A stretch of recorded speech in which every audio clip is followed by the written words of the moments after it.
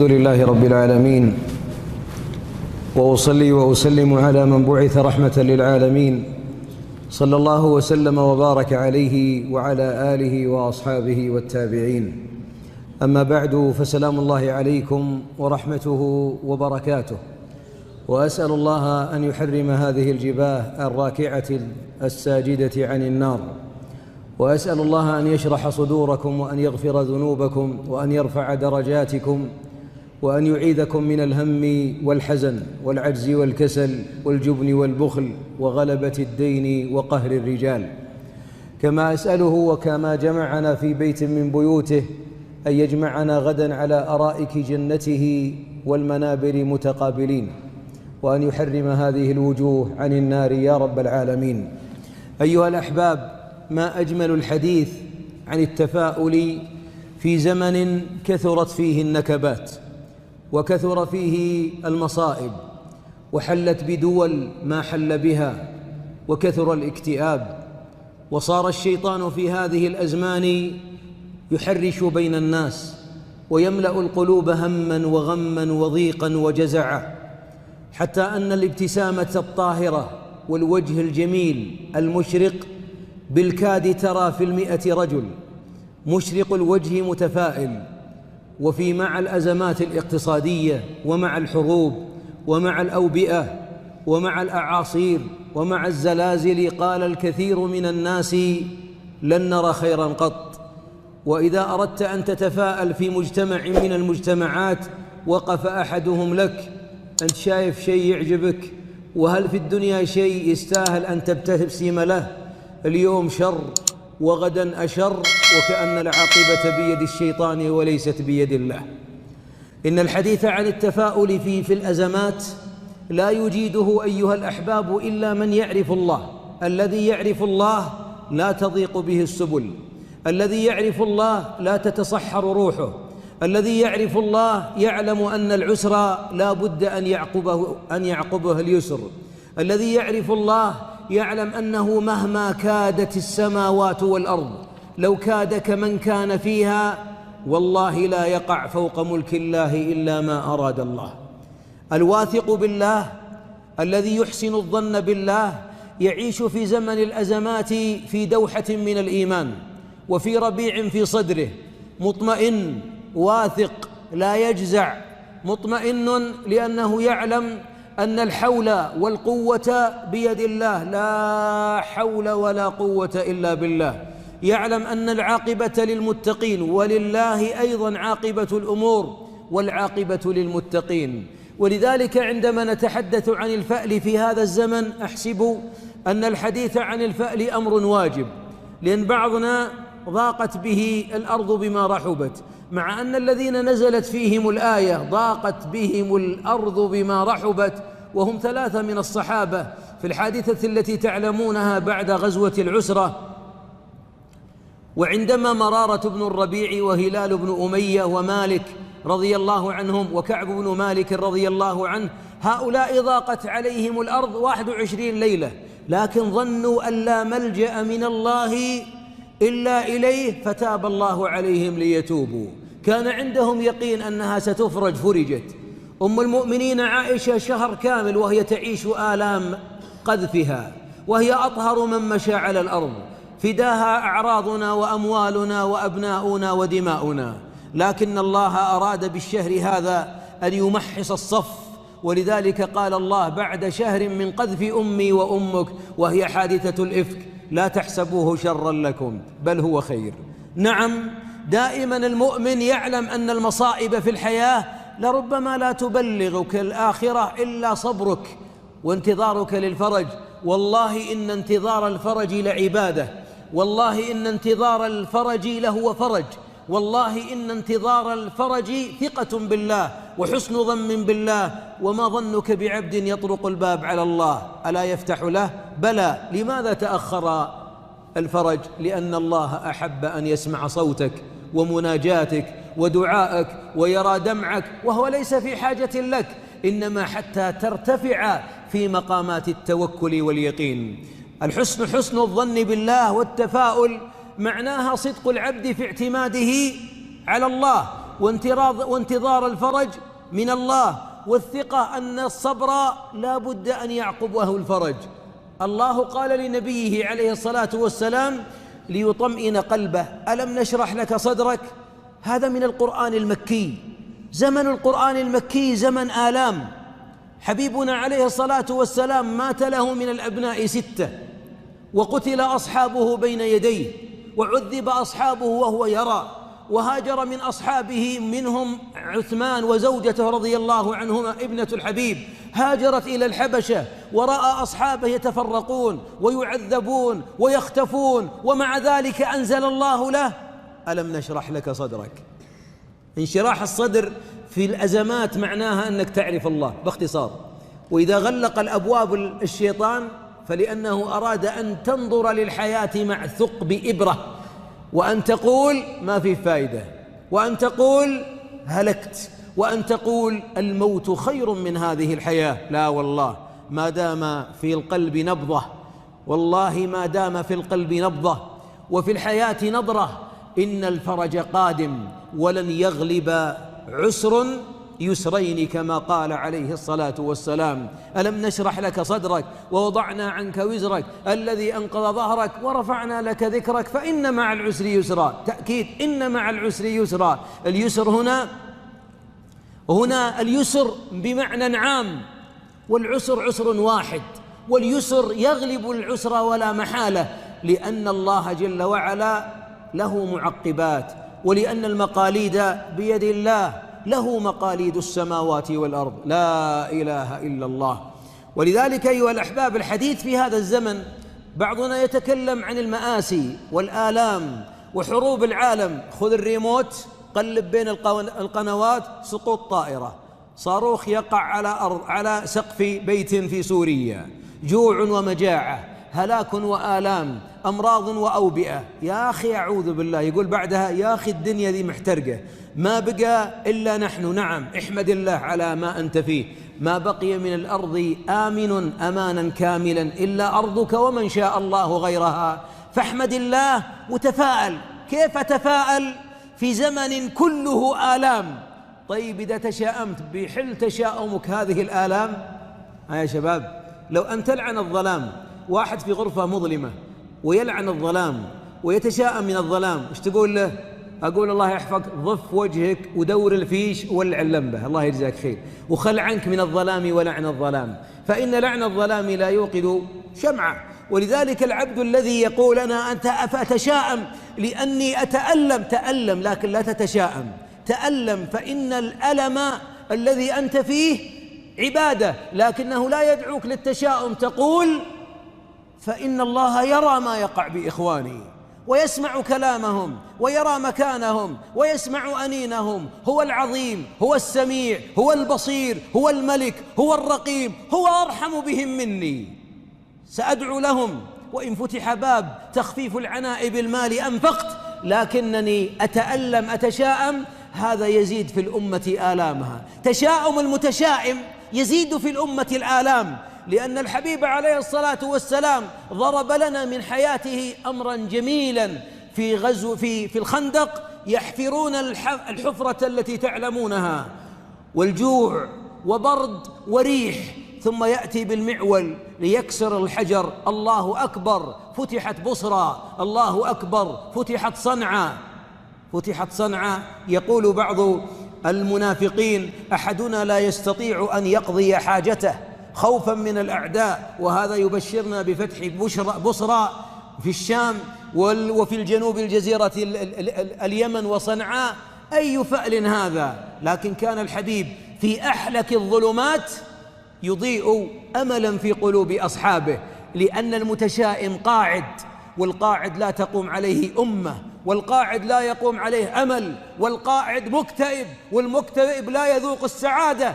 ولن يكون ناجح شخص إذا رأى الماء يقول: يا شيخ ما في نور. لماذا ما في نور؟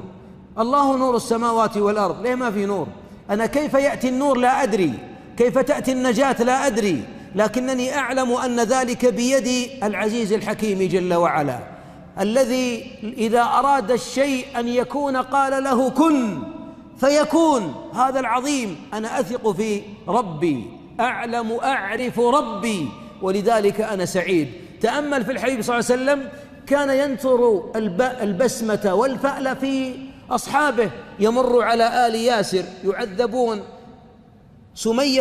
سمية تطعن، وياسر يقتل، وعمار ينجو، والمرور صبرا آل ياسر إن موعدكم الجنة.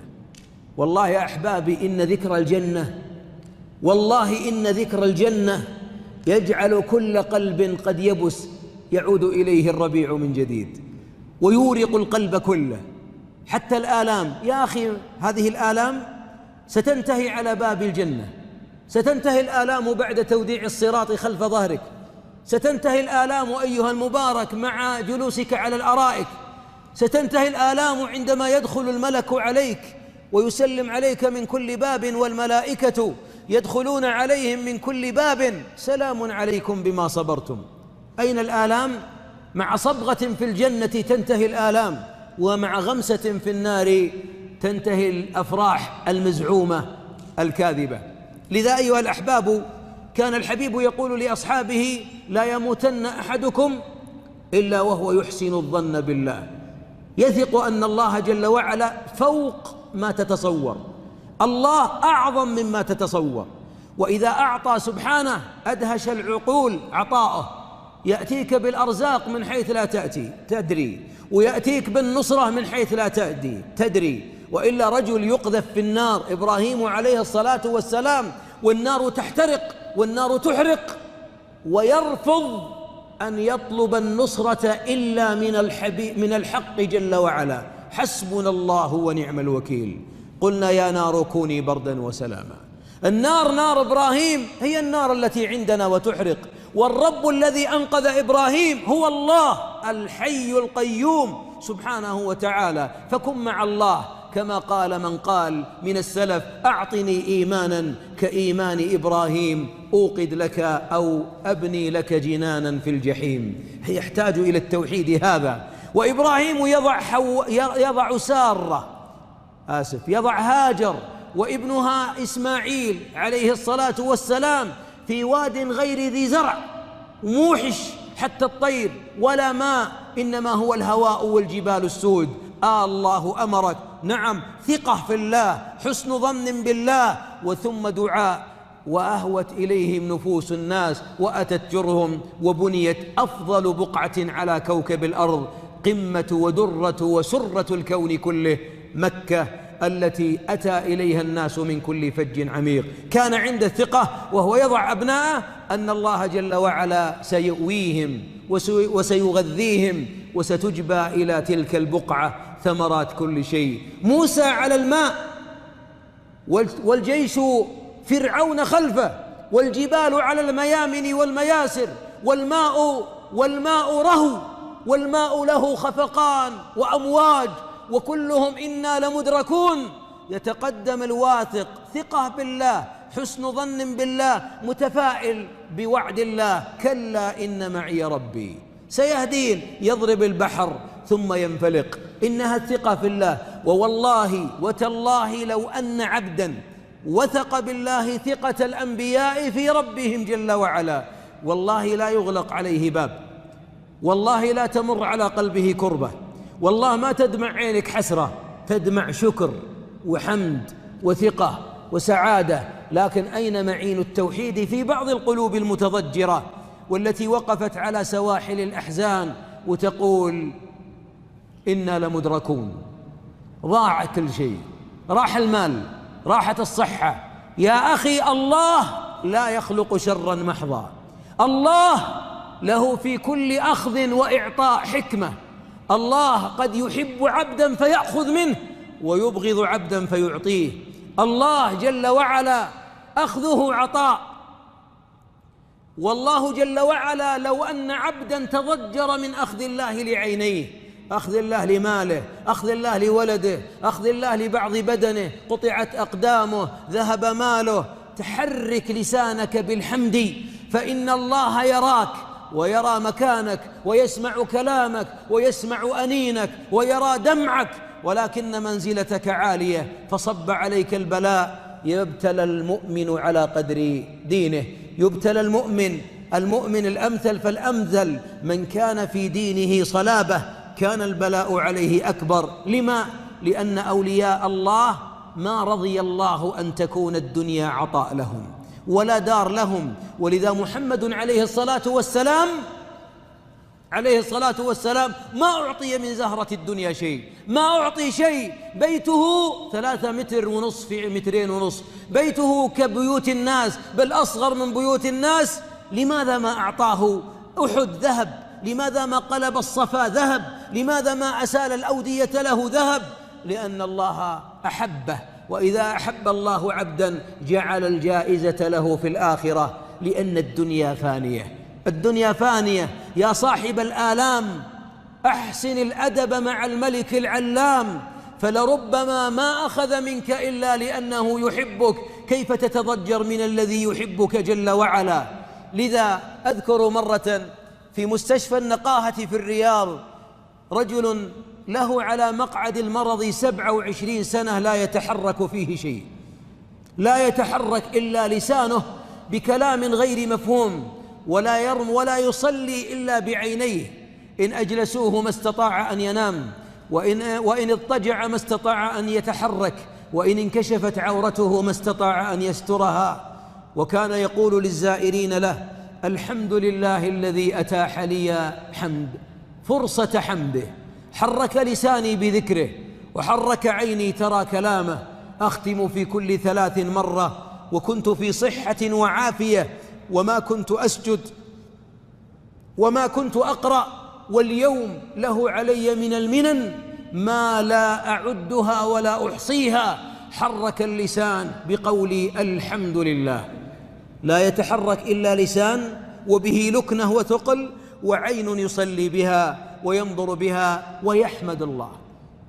إن العبد الذي يرى فيها يرى أن الله إذا أخذ منه إنما لأنه يريد أن يسمع ردة فعلك.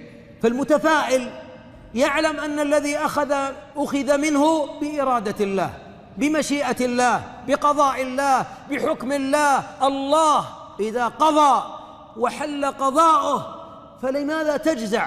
فإنما هذه الأقدار. يعني بعضنا يغضب: لو فعلت كذا لكان كذا، ولو تقدمت قليل لما كان كذا، ولو مسكت فرامل ما صار حادث، ولو ما ضربتها ما صار طلاق، ولو بعت الأسهم قبل سقوطها لما افتقرت. لو هذه أداة الشيطان، هذا مفتاح أبواب الشيطان.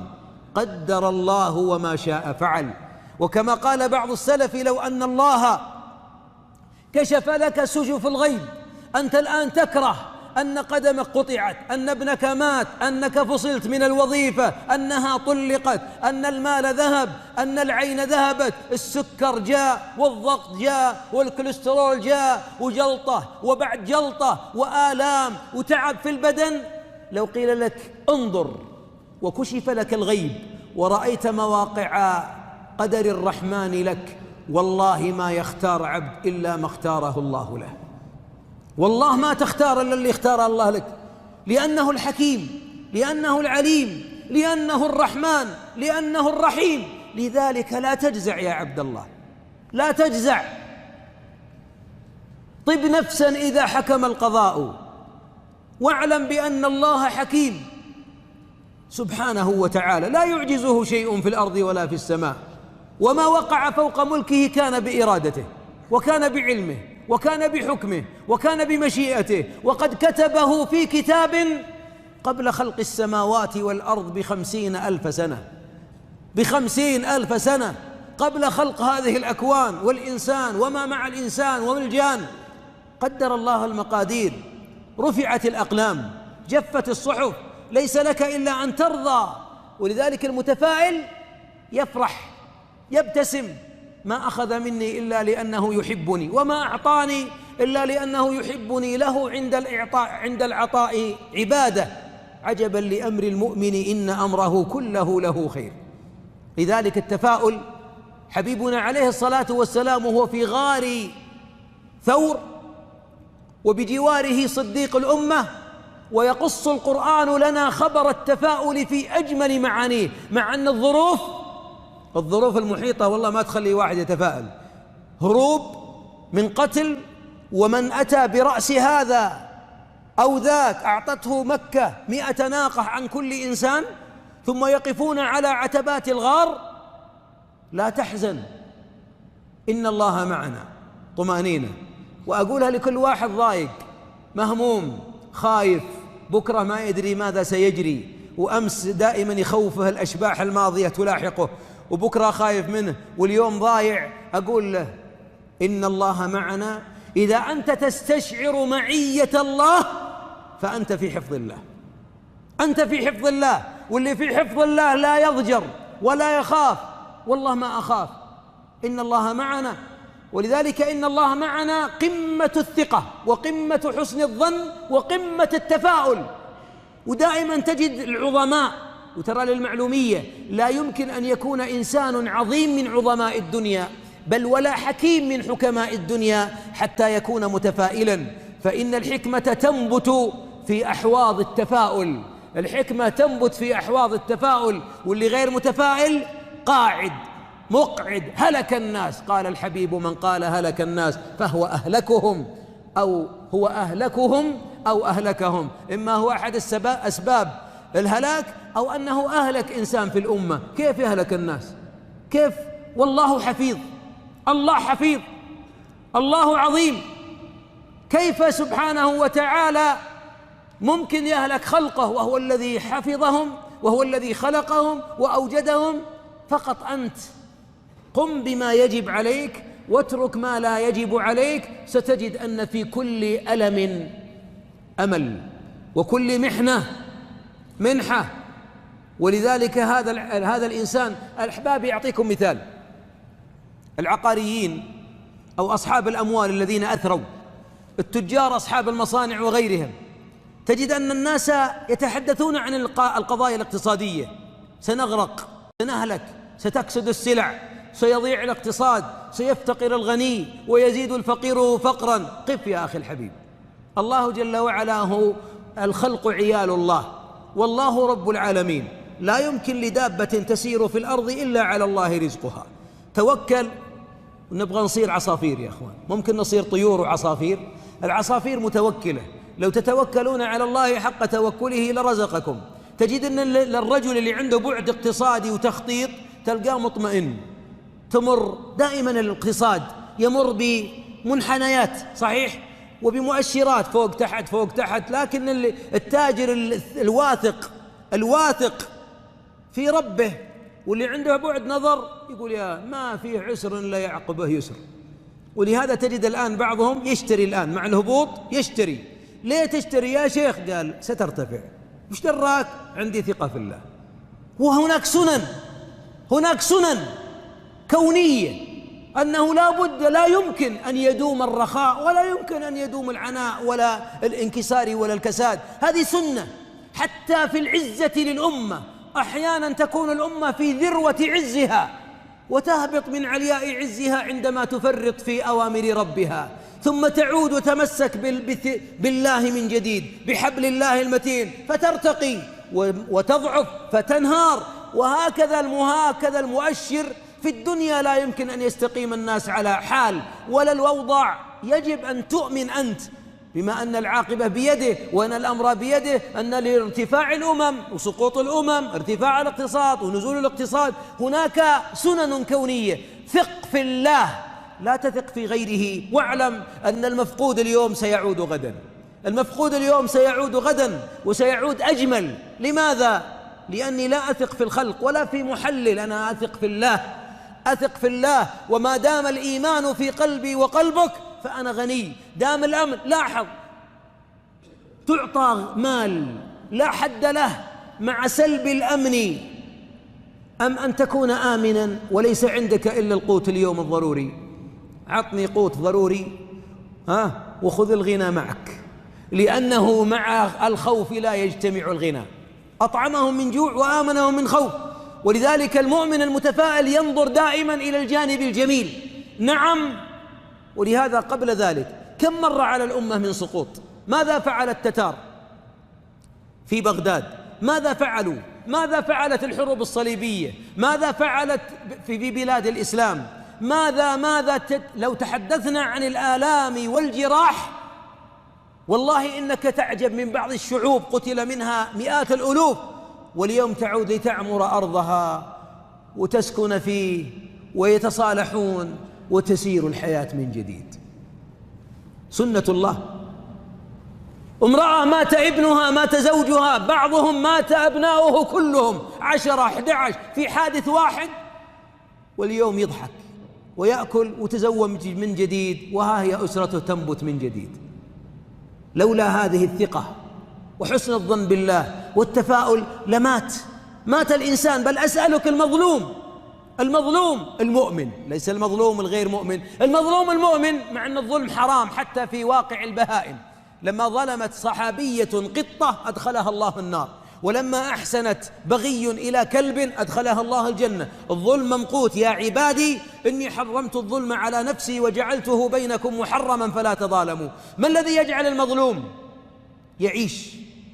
لولا أن الأمل فيه يحدوه، إما أن ينصر في الدنيا أو يرفع المعاملة إلى الله، وهناك قاضي المحكمة هو الله. يتفاءل يسير. ذاك الذي خرج من المستشفى في حادث سير وعلى عربية، كان يلعب كرة ويركض، واليوم يدخل المسجد عندنا بعربية، ذهبت عافيته، قطعت أقدامه، ويضحك ويبتسم إليك. لولا الأمل أن هذه الأقدام المبتورة سبقته إلى الجنة، أو أنه يحمد الله ذي المنة على ما أخذ منه، فإن الله ما ابتلاك إلا لأنه يحبك، لأن الله إذا أحب عبدا أصاب منه، إذا أحبه ابتلاه، فمن رضي فله الرضا. آلام يعقبها آمال.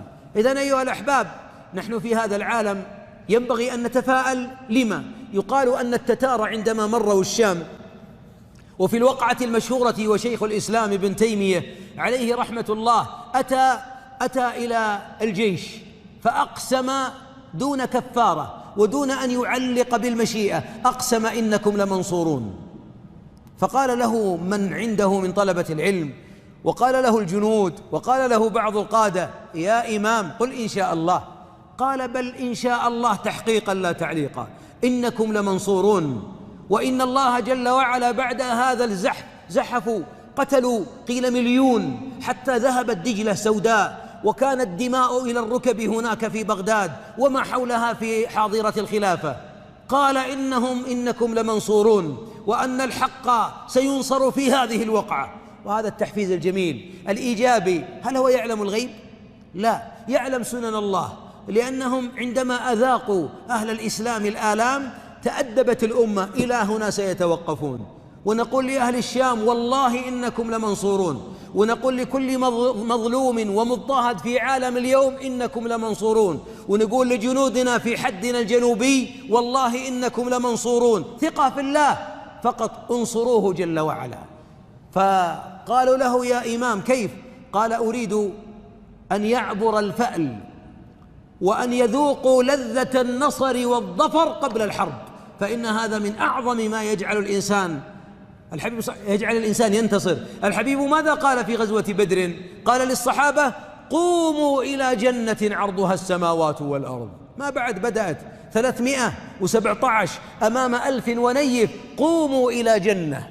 ومن هنا كان بخ في عمير بن الحمام وغيره من الصحابة، وسواد بن غزية وعمير بن الوقاص، كلهم استشهدوا عندما سمعوا قوموا إلى جنة. أيموت الإنسان ويذوق الآلام وينتثر دمه، ومع ذلك يكون سعيدا مقبلا غير مدبر؟ نعم، لأن الدنيا كلها هي بداية الانطلاق للآخرة. الموت ليس النهاية، مثوى الأخير ليس الدنيا، ما هي مقبرة الحمام ولا مقبرة النسيم ولا العود. المثوى الأخير فريق في الجنة وفريق في السعير. ولذلك المؤمن حتى يطمئن ويتفاءل يعلم بأنه في دار الفناء، في دار العناء، في دار الهم. والله إن بعضنا يصل إلى الله ليس عليه خطيئة لاحتسابه الآلام والهموم. ما يصيب المؤمن من هم ولا غم ولا وصب ولا نصب، حتى الشوكة يشاكها إلا كفر الله بها من خطاياه. آلام هذه الدنيا أنوارك على الصراط يسعى نورهم بين أيديهم وبأيمانهم. وتأمل في حياة محمد صلى الله عليه وسلم. أيها الأحباب، سأضع خطوات حتى يتفاءل العبد. ماذا يصنع؟ ماذا يصنع الإنسان حتى يتفاءل؟ أول خطوة وأهمها أن تعرف ربك. وترى كثير من الأحزان اللي عصفت بقلوب بعض الناس اليوم، مستشفيات الطب النفسي المواعيد ب6 أشهر. الطبيب النفسي المتميز تحتاج تأخذ منه موعد في السنة مرة واحدة تقابله 10 دقائق. ومعظم من يجلس أمام الطبيب النفسي يتحدث عن الخوف، خايف من بكرة، ويتألم من أمس ومضيع اليوم، الله يغفر له. حزين على ما فات وخائف مما سيأتي، ويتحدث عن بعض الآلام التي ما استطاع أن يخرج منها. الأسر الذي وضعه الشيطان على قلوب البعض يفكر في الانتحار. والله إن بعض أهل الإيمان يفكرون في الانتحار وعندهم مراحل متقدمة من الاكتئاب. الشيطان قدم اقتراح على بعض الناس فقال له: ما في فائدة، ضع لحياتك حدا. فذهب المسكين ليشرق نفسه أو يرمي نفسه من شاهق، أو يصعد جبلا ويتردى من فوقه، أو يأكل علاج، أو يشرب مواد منظفة. أين الإيمان؟ أين الإيمان يا مؤمن؟ يا أخي اعرف الله. موقف الانتحار أو الاكتئاب الشديد هو موقف يقف الشيطان أمامك حائلا من أن ترى أنوارا من ربك تأتي إلى قلبك لتضيء بقع الظلام في صدرك. إن معرفة الله تجعل أنينك كفارة، آلامك كفارة، يجعلك تقول الحمد لله من شغاف قلبك، وربي قد جعل الآلام في حياتك لأنه يحبك. ما ارتضى الله لبعض عباده أن تكون الدنيا دار الجزاء لهم، لا وربي، هناك على أرائك الجنة هناك تنتهي الآلام. أراد الله لك أن يكون حقك عليه، فإذا كان حقك على الله فأنت عبده. وما ارتضى الله لعبد أحبه أن تكون الدنيا دار الجزاء له، دار الجزاء للعباد الأتقياء جنات النعيم. وتأمل في حياة الأنبياء، آلام، تعب. قال الله لنبيه: فاصبر كما صبر أولو العزم من الرسل. ما طابت لمحمد صلى الله عليه وسلم مع أنه مطمئن: إنا أعطيناك الكوثر، ألم نشرح لك صدرك، ورفعنا لك ذكرك، ألم يجدك يتيما فآوى. آيات تعزيه، لكن ما عنده زائد عن جميع أبناء محمد عليه الصلاة والسلام سبقوه إلا فاطمة لحقت به بعد 6 أشهر. عليه الصلاة والسلام جاع، شج رأسه، كسرت رباعيته، دمعت عينه، آلام على جثة عمه، ومع ذلك كله إن موعدكم الجنة. لذلك عدم معرفة الله أكبر سبب من أسباب أن يصل إلى قلبك بقع النور والأمل والتفاؤل. اعرف ربك، اعرفه بتدبر كلامه، اعرفه بأسمائه وصفاته، اقرأ في كتابه متدبرا. قل يا رب وأن تستشعر الثلث الأخير من الليل يا رب، ولا يسمعك أحد. والله إن السميع البصير يسمعك. فقد سمع خولة بنت ثعلبة وهي تجادل رسول الله، وعائشة رضي الله عنها بجواره ما سمعت. لقد سمع الله قول التي تجادلك في زوجها، قد سمع الله قول التي تجادلك في زوجها وتشتكي إلى الله. ارفع شكايتك إلى الله، ولا يأتين الشيطان ليسكب الظلام في قلبك. اعرف الله، فوالله من عرف الله والله لا يتضجر، يتفاءل. ودائما عند المؤمن غدا أفضل. ليه؟ ليس لأن عندي حول وقوة، لا، لأن الحول والقوة بيد الله. لا حول ولا قوة إلا بالله كنز من كنوز الجنة. يا أخي تفتح الجنة، فكيف لا تفتح الهم الذي سكن في صدرك. اعرف الله جل وعلا. قل يا حي يا قيوم، يا سميع يا بصير، يا صبور يا شكور، يا منان يا بديع السماوات والأرض، يا من لا يعجزه شيء في الأرض ولا في السماء. يا رب أسألك بأني أشهد أنك أنت الله، وأنت تستشعر أنه هو الله الواحد الأحد الصمد، الذي تصمد إليه الخلائق، التي تفزع إليه الخلائق، الذي يجيب المضطر إذا دعاه. وتأمل بعد ذلك، اعرف بأن الله إذا فتح لك باب الدعاء، لأن اللي يكثر الدعاء يعرف الله، يعرف طرق الباب، فوالله ما فتح لك باب الدعاء إلا إنه يعدك بأن يفتح لك باب الإجابة. والله إذا أعطاك بلا حد. والأنبياء عندما اضطروا، اقرأ سورة الأنبياء، ذا النون وزكريا وأيوب. أيوب كان يريد العافية في بدنه، رب إني مسني الضر وأنت أرحم الراحمين، فاستجبنا له. واستجبنا له فقط؟ لا، قال الله في الآية ووهبنا له أهله ومثلهم معهم. الله عظيم كريم، ما يعطيك فقط حد ما تريد. ولذلك صدق شيخ الإسلام وغيره الذين قالوا المشكلة في قلوبنا أن بها شعث وفيها هموم وتشعبت، ومن جعل الهم هما واحدا هم الآخرة أعطاه الله الدنيا والآخرة. وفي القلوب شعث لا يلمه ولا يجمعه ولا يسكن القلب هذا المتقلب إلا معرفة الله، إلا عبادة الله. وعلى معرفتك لله، لماذا في الكروب وفي الهموم؟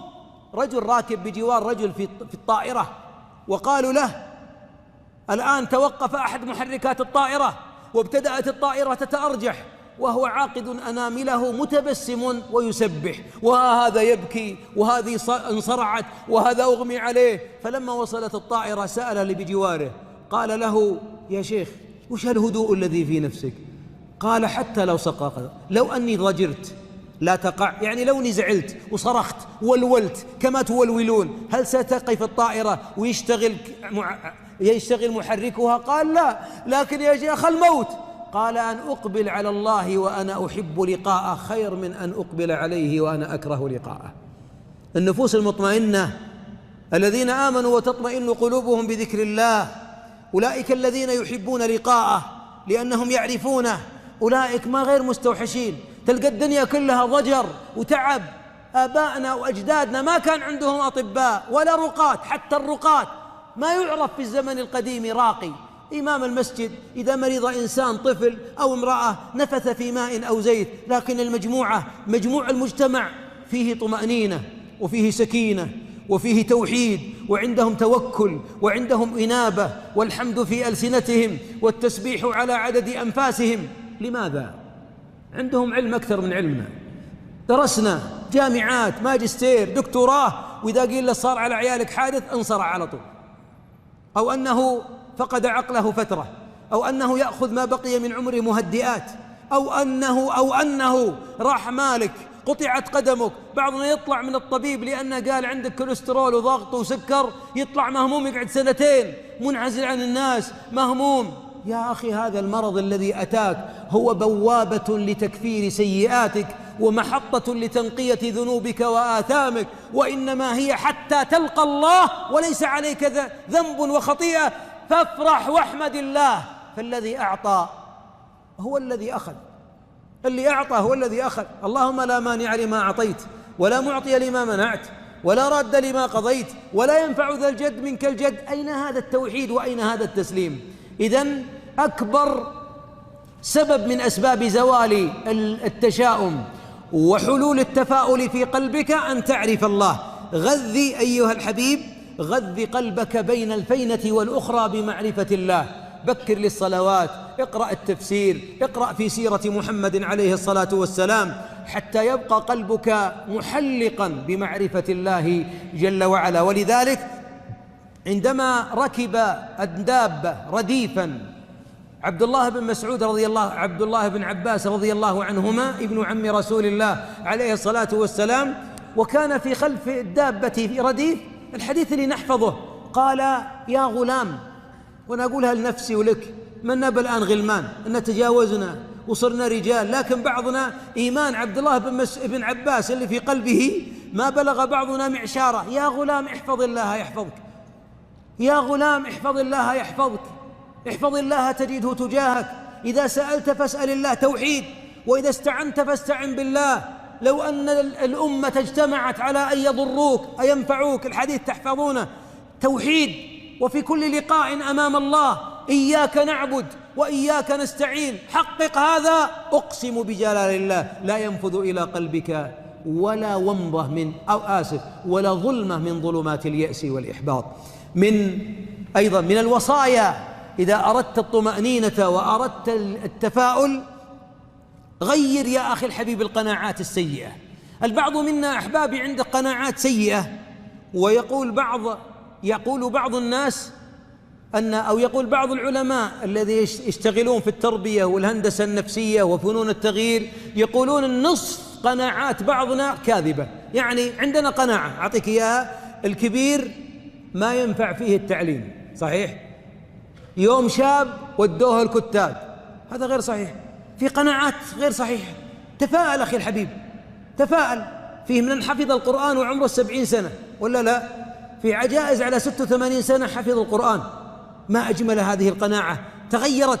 أيضا بعضنا يقول المستوى الاقتصادي القادم قاتم، والأيام القادمة نذر. يا أخي أنت أهلكت الناس قبل هلاكهم، الخير واجد والنعمة فاضلة ولن يجوع أحد، وما أخذ منك إلا ليعطيك، واللي أعطاك أول مرة هو اللي أخذها ثاني مرة سيردها ثالث مرة. وأذكرها وقد قلتها كم مرة. رجل في سوق الأسهم الماضية، رجل كبير سن، فقد ثلثي ماله، أكثر من 8 مليون أو 7 مليون، وكان يأكل التمر سعيدا في مجلس. وآخر يقول لي أحد طلبة العلم: ارقني، ذهب مالي كله، عندي 100,000 ورحلت.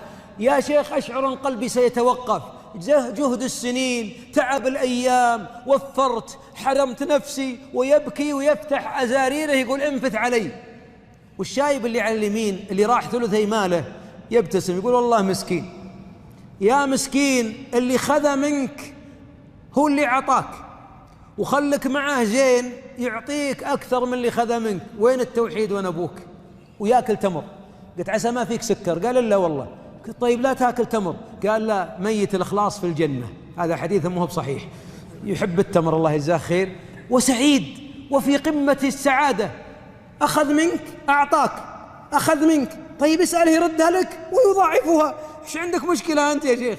ما انتبه بالقضية. أعطاك 100,000 والمليون و10 مليون والمليار، هو اللي أعطاك. ليه ما تثق؟ يوم أعطاك ما حمدناه حق الحمد، فلما أخذها استوحشت نفوسنا. الشيطان يعدكم الفقر، وقلنا خلاص هلك الناس. ما هلك الناس، يحتاج توحيد.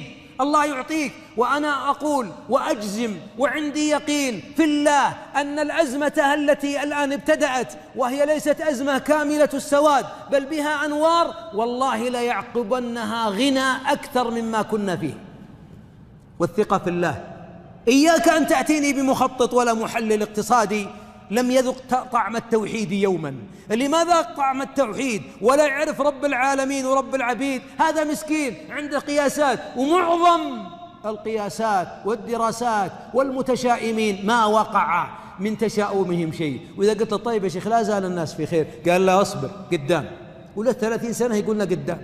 الله يكفينا شرك يا أيها الظلام.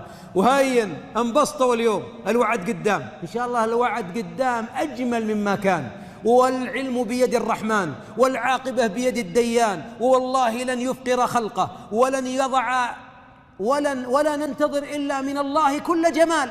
يقال أن أعرابيا خوفه أحد الوعاظ بالله: ويل لك من الله، ولا سيبطشن الله بك ويكبك في النار على وجهك. قال الأعرابي: أخبرني غدا يوم القيامة من الذي سيقوم بحسابي؟ من اللي بيحاسبني؟ قال: ربك. قال: الله. قال: نعم. قال: وهل عرفنا الخير إلا من الله؟ اطلع منها أنت بس ونسلم، اخرج منها. إنه التوحيد، إنه الله. أنا أحب الله، والله جل وعلا سبحانه أرحم بنا من أمهاتنا. والله يوم القيامة لو قيل لك يحاسبك أمك ولا ربك، والله ما يطلب أحد أن أمه تقوم بحسابه، لأن ربه أرحم به من أمه. ولذلك لا بد من معرفة الله. غير قناعاتك. فعندنا قناعات المتشائمين. المتشائم محبط ضائق، واحذر من مجالسته، فمجالسة المتشائم تعدي كما يعدي الجرب وكما يعدي الأمراض.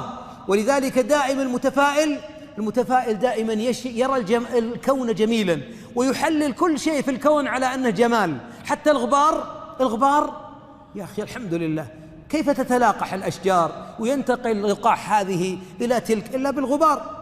أنا كنت في بلد خارج المملكة، وكان عندهم غبار ومطر، فمرهم يوم فيقول لي أحد الفلاحين: يا ليتها مرت 3 أيام الغبار. قلت: تعال عندنا، أخذ الله يحفظك أسبوع إذا بغيت، عندنا غبار. قال: لا، إن الكون هذا والشجر هذا لولا الغبار لما نضجت فاكهة وما تغير. جزاك الله خير. جميل. النار محرقة لكن فيها جمال، النار فيها دفء.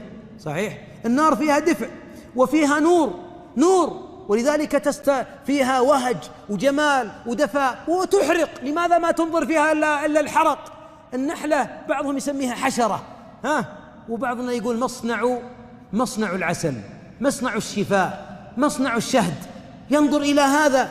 ولذلك دائما كما قال، والمثال اللي نعرفه كلنا دائما، تأتي بالمتشائم: هذا كوب فيه نصفه، قال نصفه فارغ، والمتفائل يقول نصفه ملآن، وجميعهم على الحق. أين التفاؤل؟ إياك، غير قناعاتك. غدا أفضل، والله أنها أفضل، لكن ليه ما صار أفضل؟ لأن ظنك، من ظن بالخير وجده، ومن ظن بالشر وجده. حبيبنا زار أعرابي عليه الصلاة والسلام، وقال: طهور إن شاء الله، وتبسم.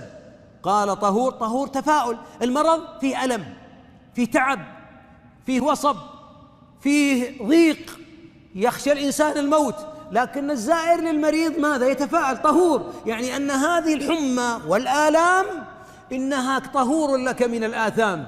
لا يزال البلاء بأحدكم حتى يمشي على الأرض وليس عليه خطيئة. قال: هذا مزور. قال: طهور، يعني كان يقول: ما وين طهور؟ تضحك بي؟ بل هي حمى تفور، حمى تفور. ثم قال كلمة، ثم قال: تنقل الشيخ الكبير حتى تزيره القبور. حول ولا قوة إلا. قل: خير يا ابن الحلال، تفاءل الله يحفظك. قال الحبيب: إذن هي كذلك. فلما خرج سمع صياح أهله: مات الرجل. التفاؤل جميل. ولذلك بعضهم تقول لي: شيخ الأزمة هذه بتنقشع. قال: تنقشع؟ والله يا قدامنا أيام سود، والله السواد في قلبك، ما في عندنا إلا الأيام الطيبة، وكله تزور. يا أخي افتح الفأل للناس. كان الحبيب يعجبه الفأل، وعرف الحبيب الفأل في حديث: الكلمة الطيبة. فكان الحبيب إذا سمع اسما، سعيد بن المسيب أحد جده اسمه حزن، فقام فزار الحبيب، جده صحابي، فقال الحبيب: أنت حزن؟ قال: نعم. قال: بل أنت سهل. وسهل بن سعد الساعدي رضي الله عنه، سهل بن سعد كان اسمه حزن. قال الحبيب: أنت سهل، فسمى نفسه سهلا. لكن جد سعيد بن المسيب ماذا قال الحبيب له؟ أنت سهل. قال: لا أغير اسما سمانيه أبي. يا ابن الحلال، التفاؤل جميل، وحزن مهو بزين. قال: لا أغير اسما سماه أبي. قال الرسول: كما تحب. قال سعيد بن المسيب: ووالله إن فينا حزونة ورثناها من جدي. يعني كلنا فينا حدة وفينا حزن على منطفئ على وجوهنا، إنه ورثوه. ولذلك أحبابي، التفاؤل، تفاءلوا بالخير تجدوه. بعض أهل العلم صحح الحديث: تفاءل بالخير تجده كما أنت.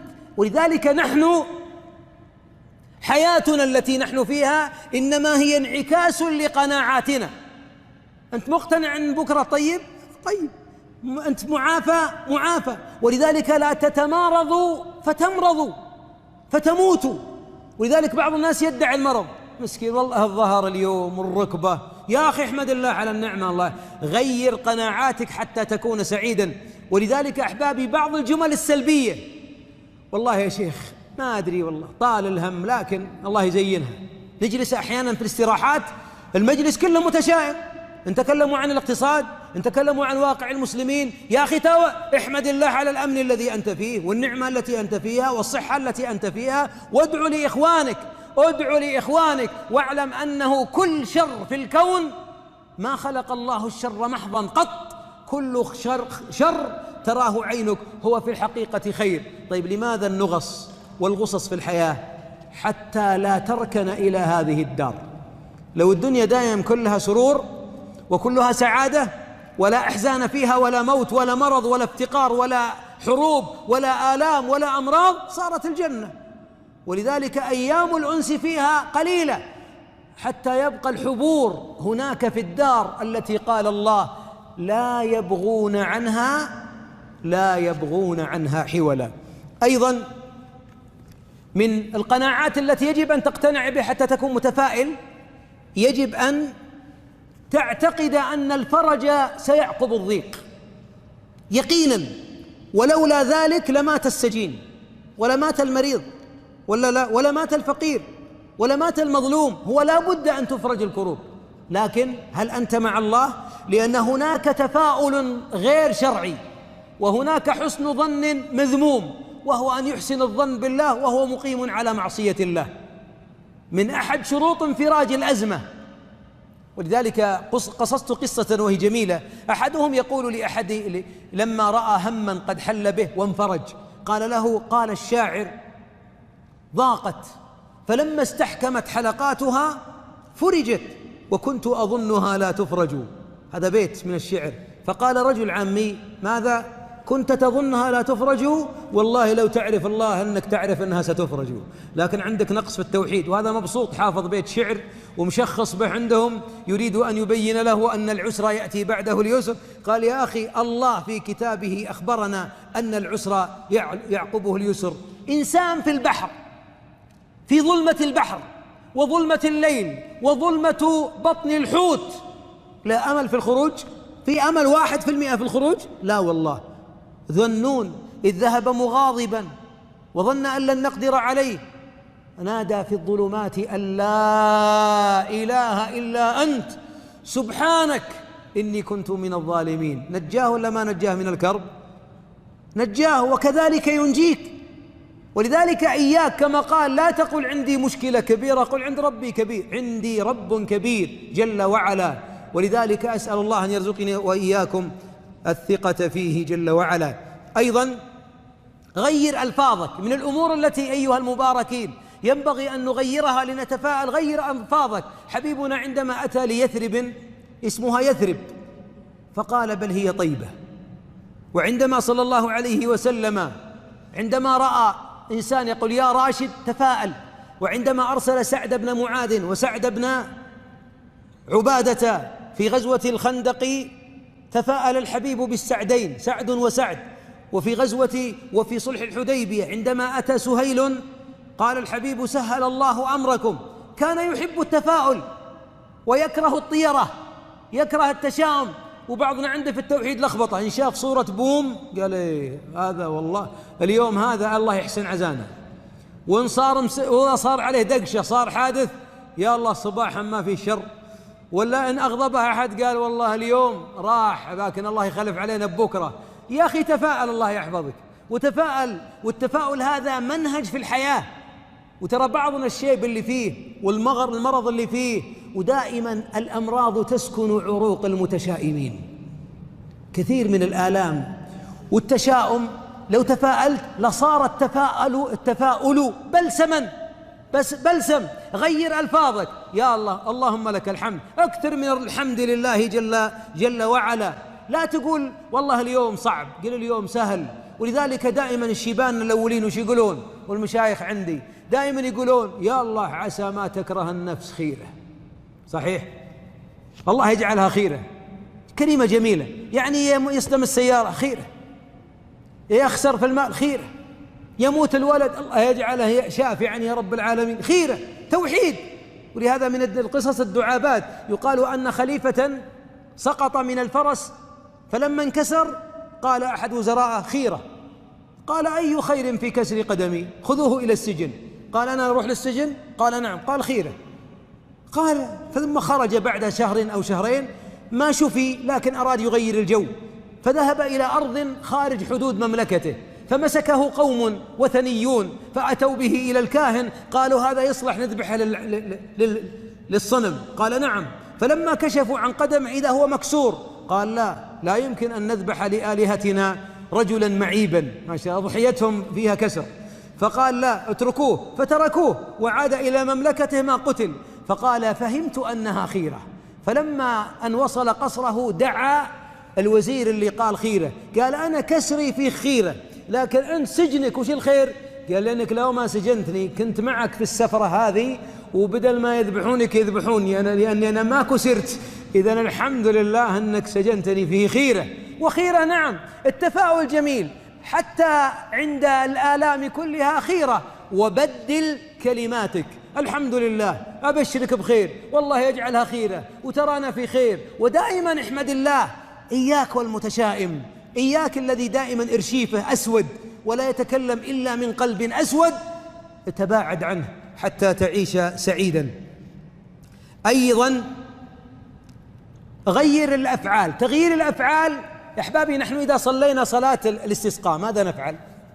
نبدل، نقلب الرداء. لماذا أحبابي؟ هل قلب الرداء ينزل المطر؟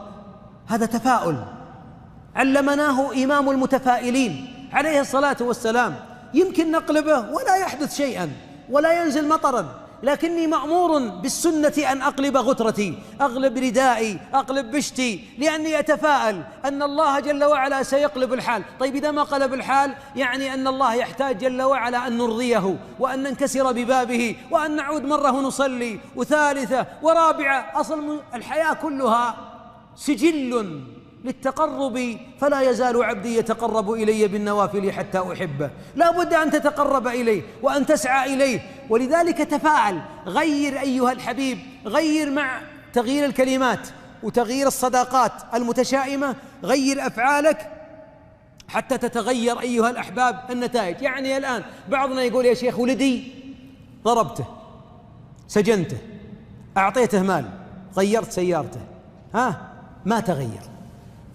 أو بعضهم يقول زوجتي ذي نصحتها وشتمتها وهجرتها وما تغيرت.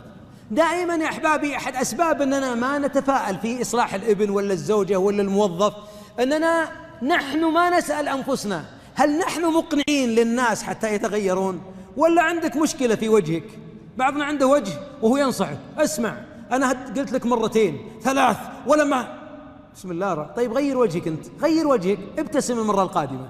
ابني دائما أحزم عليه، أعطيه لكني دائما ألومه وأعذله. طيب ما غير، امدحه، قل إني أحبك، ضمه، انخه، تكفى وأنا أبوك. أعطيه الشيء قبل طلبه، يعني قبل ما يطلب الجوال أعطه الجوال. هذا مثال إذا كان راشدا.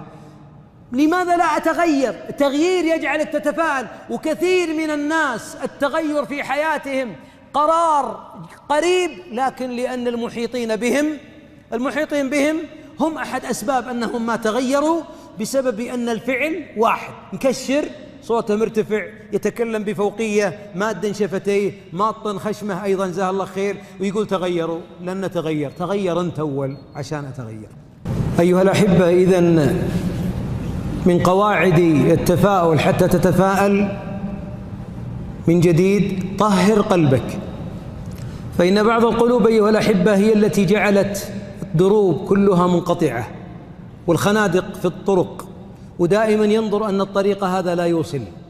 غير هذه القناعة أيها المبارك، طهر قلبك، لأن القلوب الممتلئة حقد، حسد، غل، الله شاء لها أن ينغلق دونها كل طريق.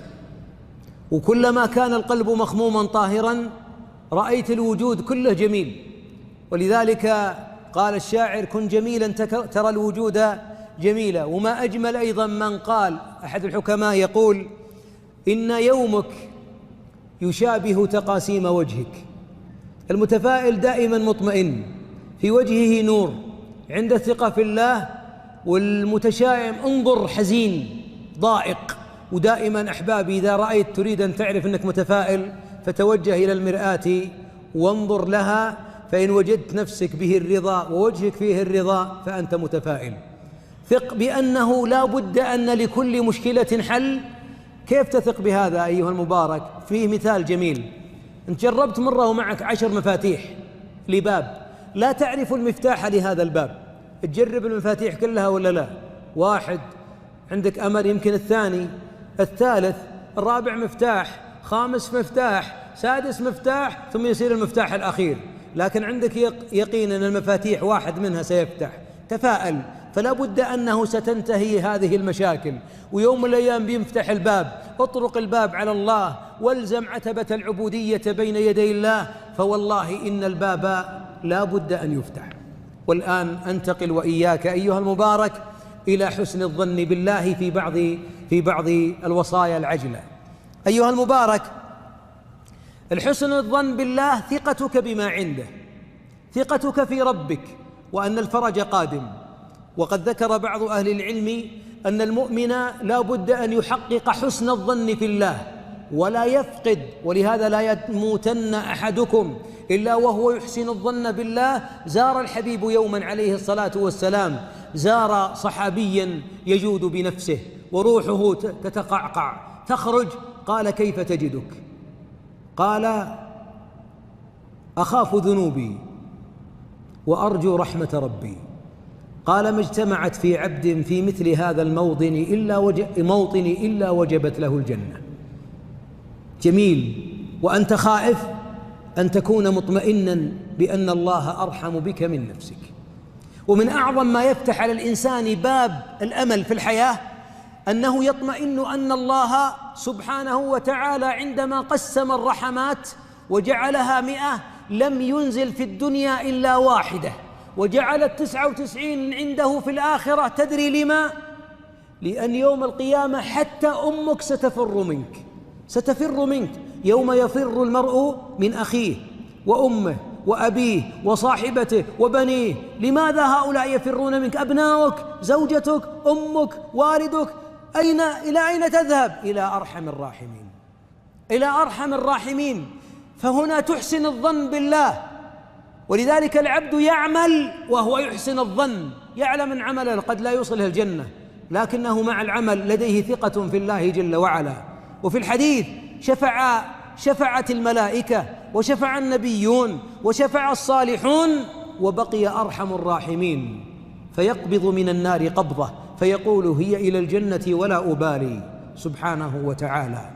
إذن هذا اللي يجعل الإنسان يطمئن وينشرح صدره. تفاءل أيها المبارك، تفاءل في المقام الأول. إذا دعوت ربك ثق بأنه يجيبك.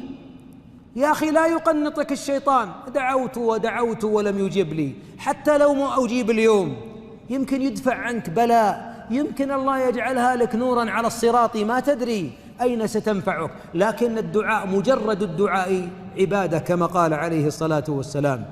أيضا إذا تقربت إلى الله بعمل صالح فأحسن الظن أن الله يتقبل. بعض الناس يقنط، يقول: والله عملنا، لكن يأتي الشيطان يقول: ونسيت الذنوب الماضية؟ يعني الآن هامك عشانك حفرت بئر ولا طبعت مصحف ولا كفلت حافظا أو داعية، وين الذنوب الماضية؟ ثق في الله أنك إذا عملت عملا أن الله جل وعلا سيجازيك عليه. وأبشركم، أنتم عملتم أعمال كثيرة من الخير جميعنا قد نسيها، لكنها في كتاب لا يضل ربي ولا ينسى، لا يغادر صغيرة ولا كبيرة إلا أحصاها. أيضا من الثقة بالله وحسن الظن بالله أنك إذا أذنبت وتبت أن الله يتوب عليك، لأن الله جل وعلا لا يغفر الذنب للتائب. الله ما يغفر الذنب للتائب فقط، بل يبدل الذنب بعد التوبة حسنة. أي فأل وجمال لهذا! جميل. لا يغفر فقط، نعم، بل ويبدل الذنوب. ولذلك قال في الحديث: أذنب عبد ذنبا فقال: أي ربي إني أذنبت ذنبا فاغفر لي. قال: علم عبدي أن له رب يأخذ بالذنب ويغفر الذنب، إني غفرت له. إلى أن قال الله: فليفعل ما شاء، أي دامه يذنب ويتوب ويستغفر فليفعل ما شاء، ما دام يتبع الذنب توبة نصوحا. أيضا من مقامات حسن الظن أن توقن بوعد الله وبنعيمه جل وعلا. وأن من عمل مثقال ذرة خيرا يره. ولذلك الله أدخل البغي بسقاية كلب الجنة، وأدخل مؤمن برفع غصن شوك، عود شوك، غصن شجرة في الأرض سحبه عن الطريق ألا يؤذيهم، يتقلب في الجنة بهذا العمل. فأكثر من العمل وأحسن الظن بالله فإنه أكرم الأكرمين. أيضا أن توقن أن الله جل وعلا يوم القيامة إن أتيت بالتوحيد وأنت منيب أنه سيسترك كما سترك في الدنيا. ولذلك يوم القيامة في الحديث يجعل الله كنفه على عبده ستره فيقول: فعلت ذنب كذا يوم كذا، أنا سترتها عليك في الدنيا وأنا أغفرها اليوم لك. الله كريم، لكن بشرط أن تكون موحدا منيبا تائبا. أيضا لا بد من حسن الظن بالله عند نزول البلاء وضيق الحال. ينبغي أن تتمسك بأنوار أن الله جل وعلا سيفرج البلاء. ولذلك قال الله جل وعلا: أنا عند ظن عبدي بي فليظن بي ما شاء، ولا نظن بربنا إلا كل خير، فهو الذي خلق الخير سبحانه وتعالى. أيها الأحباب، التفاؤل جميل يجعل الحياة جنة، اللي يجعلنا نتصبر عند البلاء ولا نجزع، اللي يجعلنا نتفاءل والآلام حولنا، الذي يجعلنا أيها الأحباب نعتقد أن الغد أفضل من اليوم، لأننا كما قلت في البداية نثق في ربنا. إذا قامت الساعة وفي يد أحدكم فسيلة فليغرسها. من اللي بياكل تمرة يعني؟ والله الشجرة هذه النخلة متى ستثمر؟ الساعة قامت. ينظر صاحب النخلة إلى الشمس وقد خرجت من مغربها، وبيده الفسيلة وقد حفر حفرتها. حبيبنا يأمره أن يضعها في الحفرة وأن يسقيها بالماء، مع أنه لن يأتي أحد غدا سيأكل، لكنه متفائل لأن غرسها لربما يستظل في ظلها أحد، ولربما لكن ليس علي ولا عليك أن تثمر، علي أن أستجيب لأمر الله. فأنت ابذر الخير ما استطعت، وطهر القلب، وثق في الله، واقرأ قصص الأنبياء وقصص الصابرين على البلاء، وكيف أنهم بلغوا الجنة قبل وصول الجنة لأنهم أحسنوا الظن بالله جل وعلا. وأنبهك أيها الحبيب إلى مواطن ينبغي أن تكون فيها حسن الظن.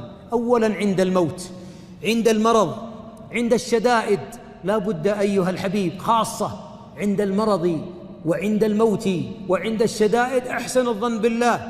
لما؟ لأن هذا المكان يأتي الشيطان فيه يقنطك من أرحم الراحمين. ترى بعضنا الآن شيب وجلس على الكرسي وجاء الشيطان يلعب عليه في فترة الفراغ، والناس رايحين، أعمالك كلها مهيب لله، أنت مرائي، ما قبل الله منك شيء، لا يهمك مدح الناس، أنت ضاع عمرك، أنت يا ابن الحلال تريد ثناءهم، والله يسعر النار للمرائين. إياك إذا خفت من الله فحرك جانب الرجاء والحب له. لذلك قال الرجل: إني أخشى ذنوبي وأرجو رحمة ربي. دائما عند الألم تذكر بحسن الظن بالله أن الله جل وعلا أنه سبحانه وتعالى أرحم بك من نفسك ومن والدتك. أيضا عند غلبة الدين، عند الهم، عند المرض، حرك حسن الظن بالله. في الحديث الصحيح أن الزبير ابن العوام، تأمل هذا الحديث اللي سنختم به، قال لابنه عبد الله: قال يا بني إذا عجزت عن شيء من ديني، مات وهو مديون، إذا عجزت شيء من ديني قال فاستعن عليه بمولاي، ثم مات.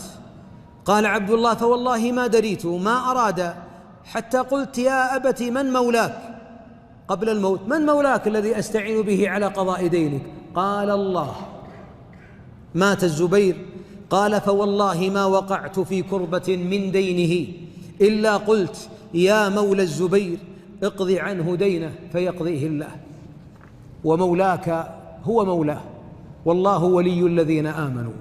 فقل دائما يا رب وإذا أقعدك المرض أو الدين قل يا رب، فقد قالها أيوب فورج له، وقالها زكريا فأنجب. ولذلك أيها الحبيب ليس هناك هم ومعك ربك. أسأل الله جل وعلا أن يشرح صدوركم، وأن يغفر ذنوبكم، وأن يجعلنا من المتفائلين، وأن يجعلنا ممن يحسن الظن برب العالمين، وأن يسكب في قلوبكم الفرح والإيمان والطاعة، وأن يجعلكم لا تقبضون إلا وقد أراكم ربكم منازلكم من الجنان. اللهم صل على محمد وعلى آل محمد. اللهم اغفر لآبائنا وأمهاتنا وارحمهم كما ربونا صغارا. اللهم يا رب جازهم عنا خير ما جازيت والدا عن ولده يا رب العالمين. وشكر الله لأحبتنا في المكتب التعاوني في المعذر وأم الحمام على حسن دعوتهم، وعلى هذه السلسلة المباركة التي تختم هذه الليلة المباركة. أسأل الله أن يجعلنا في الدنيا في رياض الجنة، وفي الآخرة على منابر النور وعلى أرائك الجنة، وأن يجعل النداء في ختام لقائنا هذا: قوموا مغفورا لكم، قد بدلت سيئاتكم حسنات، والله تعالى أعلى وأعلم وأحكم. وصلى الله وسلم على نبينا محمد.